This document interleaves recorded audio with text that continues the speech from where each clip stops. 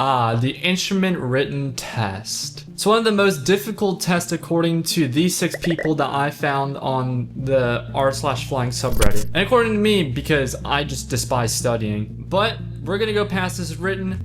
It's Saturday morning and I got 3 days to pass because I'm taking my written on Monday and I really want to pass with 100. So Ethan, it's probably time to wake up and, go study. So, what is the best way to study for the instrument written and get a really good score on it? Because you really want to get a good score on this written. When I took my private pilot written test, I only got an 83%. On this test, I want to get at least a 95% since all the ACS codes that you get wrong on the written, the DP will go over with you on the check ride. And on my private pilot check ride, let's just say I had to study for it really hard. So, to start off my journey, I need to clean up my office a little bit because it was a disaster on the left side of my table, which is where I do all my studying. So that's what I did. And I'm also using my iPad to study since the program that I'm using, which is called Sheppard Air, can only be used on one device, which is one limitation that I really don't like. And also, if you guys haven't heard of Sheppard Air, you will hear about it, especially since this video is technically about how I pass my instrument written with relative ease. So, the question that you guys might be asking is, how does Sheppard Air work? And I actually wondered for a long time how it worked until I utilized the strategy. So, Sheppard Air works off of mastery of repetition. And essentially there's 5 steps to the study strategy, which I'll go over with you guys because I could never find a video on how to do the study strategy and I had to read it and I hate reading. So, for the people that don't like reading, here you go. Step 1, exposure.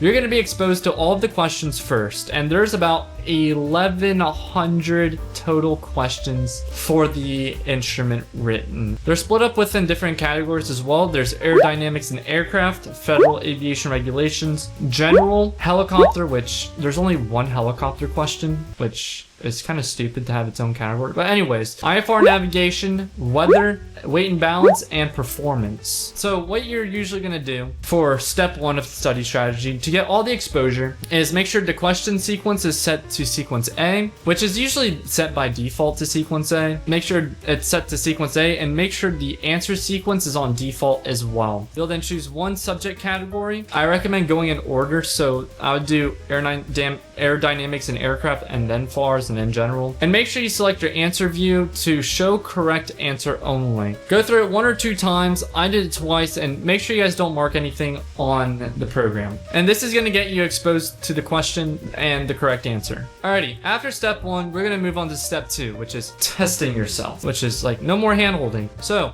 back on the home screen, what you're gonna do when you made the selections that I had just talked about, you're gonna change them. So you're gonna set the question sequence to sequence B, answer sequence to random, and answer view to show all answer choices. And you're gonna go through all the questions again and try to pick the right answer before revealing it. And also, you're not gonna mark anything in step 2 either. You're basically gonna repeat step 1 and step 2 for all of the categories except helicopter, because there's only really one helicopter question. So it's just memorize it. It's easy. And you're like, there's a 1 in 1,100 chance you're gonna get on the written. Step 3 about the Sheppard Air study strategy. Assuming you've done step 1 and step 2 correctly, you'll move on to step 3, which is really gonna make your brain hurt because my brain was hurting at step 3. So step 3, what you're gonna do is you're gonna set your question sequence to sequence B, answer sequence to random, and answer view to show all answer choices. This is now the time where you guys can start pressing the little mark button and start marking the questions that you get wrong. Mark them if you get it wrong, have to guess on them, or just don't even fully understand the question.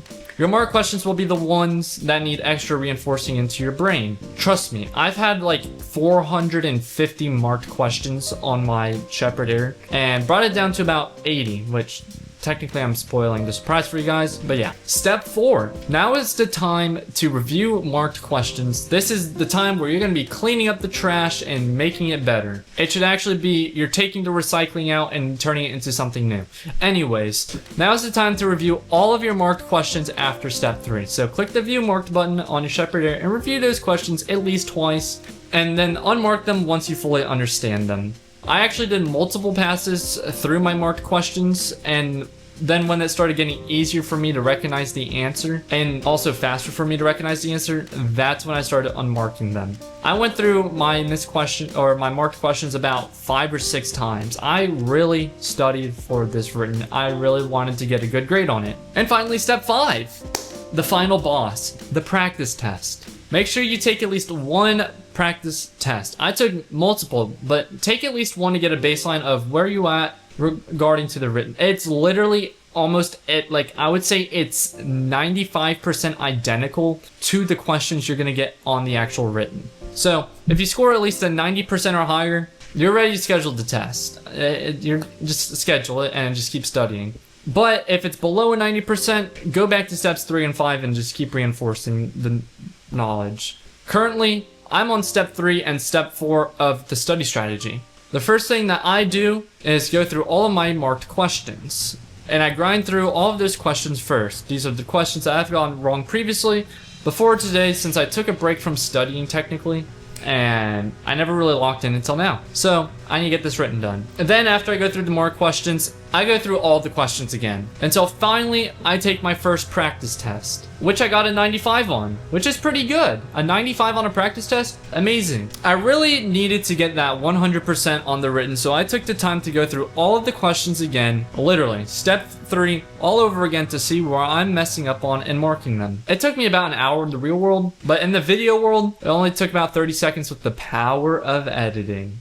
I'm gonna give you guys a little update on the studying. Right now I'm just chilling out, but I think I'm gonna go through the questions again, take another practice test, which right now I'm getting 95s and 96s. I wanna try to get 100 though, because I wanna get 100 tomorrow. But yeah, I mastered all the compass questions on the study sheet. It's a way that I kind of memorized it better. So it's anything on the top is the opposite, anything in the middle is smooth, and then on the bottom it's faster.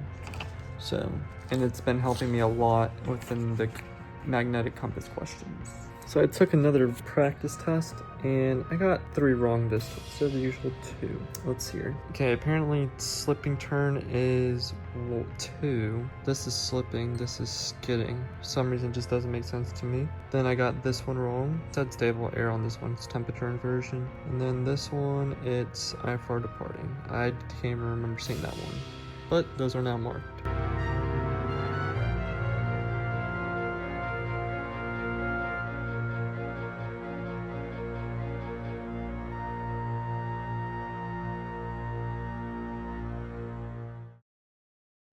Alright guys, so I took a practice test. This is the last practice test I can take before my written because I have to leave the house in like 5 to 10 minutes. I'm going to show you guys what I got. A 98. Okay, I actually have some hope for this written. I don't even know which one I got wrong. But yeah, I'll let you guys know in the next few minutes. Boys and girls, we're all on our way to go take the hardest written of the world. So I took the last practice test and got a 98 on it, so I'm pretty confident that I'm gonna do good on the test. So we'll see, and then yeah, hopefully I can get 100. I really want to get 100 on a written. I hate taking written tests. Like, I actually hate the feeling of having to go sit down and go take a test and go sit in the room. I got a 95 on it, by the way, which is pretty cool. Yeah, I had to give you guys the little anticipation. But yeah, I got a 95 on it, which, you know, it's not 100, but we'll take it. We'll take a 95. That's perfect. And just so you guys know I'm not lying, I will show you the score report when I get home. It has my FTN number on it, and I don't really want that leaked. Same thing for my middle and last name. So I'm gonna make a copy when I get home of the score results, and then I'll show you guys for proof, because I don't want my FTN number leaked. Told you guys I would show you guys this mighty piece of paper right here. I got a 95. Come on, why does it not want to focus? Or is it the lighting? There we go. 95 on the instrument rating airplane written. This took way too long for me to do. I'm finally done with it. So yes, 95% on the written. Only got 3 ACS codes wrong on the written. And shout out to Leo. I'll put his Instagram and his little tag right here as well for guessing that I'd get a 95% on my written. And that's how you pass an instrument written with relative ease.